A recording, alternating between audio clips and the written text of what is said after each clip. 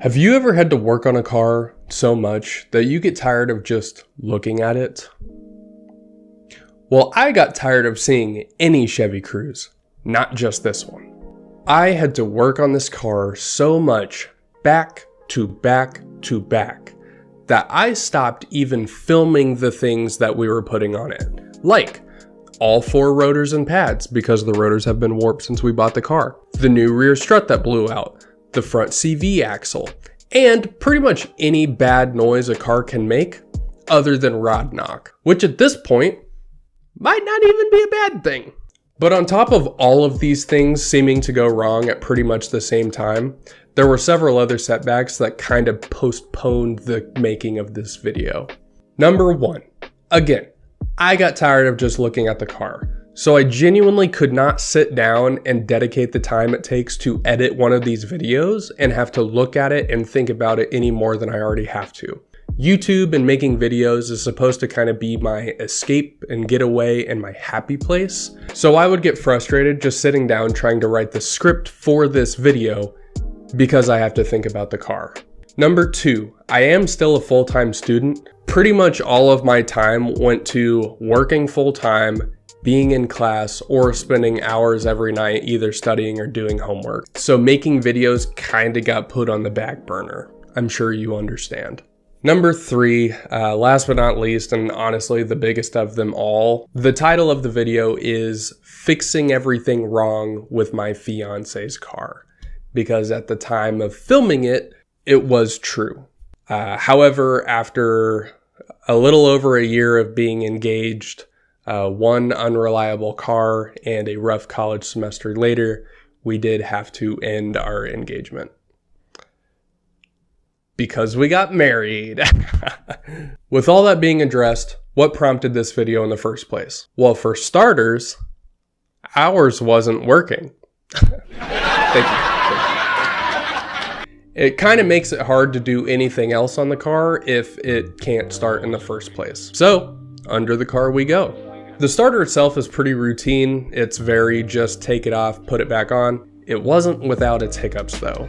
First and foremost, when you're under the car, the top bolt is completely blind, so you kind of have to Ray Charles your way through it. Until I realized you can see the bolt from the top through the gap in the intake runner. Chevy Cruze 1, Jesse 0. On top of that, when I installed the starter, I tightened the nut that secures the signal wire to the solenoid so tight that it ended up twisting and touching the power wire. Meaning, when I reconnected the negative battery terminal and the car tried starting on its own, I had to go inside and change my pants because I thought all of my cursing at this thing turned it into Christine 2.0. Well, my secret plan to catch this car on fire did not come to fruition, unfortunately. But outside of those minor inconveniences, the starter is good as new, and we can move on to the next thing. This brings us to the busted tensioner pulley, the leaky water pump,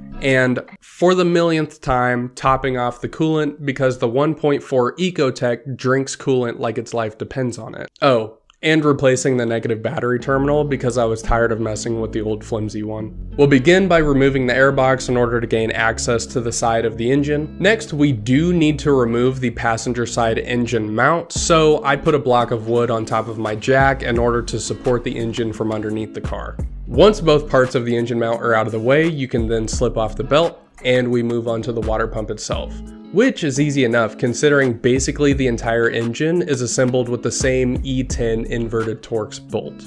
By the way, if you don't have one of these inverted Torx socket sets, I have a link in the description to the set that I use, and man has it come in clutch many a time. On the water pump, we'll start with the 3 bolts that hold the pulley onto the front of it, preferably using an impact, but if you can keep it from spinning, a regular ratchet should suffice. After cleaning the area with my new favorite degreaser from Zepp, not a sponsor, we can then remove the 3 bolts that hold the thermostat housing to the front of the water pump. Thank you. Oh my God. And the inlet hose that goes in the rear of the water pump. Finally, we can take out the 10 bolts that secure the water pump to the block. Yeah, there we go. There we go.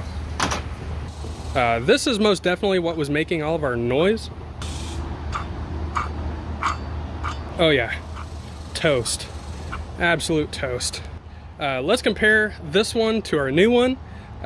We'll get this mating surface cleaned up, and then we'll start swapping everything over. And man, look at the difference. Now before continuing, I do want to make note that the bolts that go in here are different sizes, so in order to keep track of them, I put them inside of this piece of cardboard so that I know roughly the orientation that they belong in here, so that I don't mix up a short bolt with a long bolt or vice versa. Then on top of that, some of these bolts do have little points on the end of them, while others don't.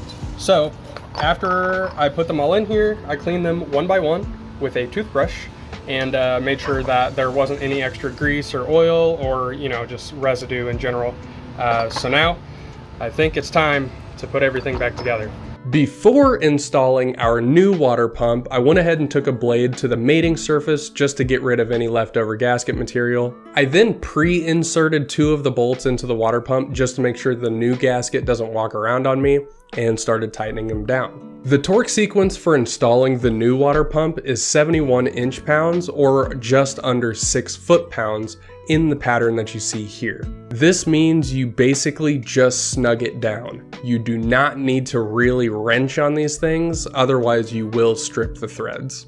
After everything's tightened down, we can put in the 3 bolts on the thermostat housing and reinstall our inlet hose. Use our impact to put back on the pulley, slip the belt back over the pulley, and reinstall our engine mount. Once everything is snugged down, go ahead and top off the coolant reservoir and start the car. This will be to check for any leaks before reinstalling the air box. Be sure to get the car up to operating temperature, that way the thermostat opens and it starts to actually cycle the coolant. This will be so you can check for even more leaks that may happen and so you can burp any air out of the system. It's also not a bad idea to kind of take the engine through the RPM range just to ensure that the water pump is spinning at higher RPMs. Plus, since the air box is off, you get to hear the cool turbo noises.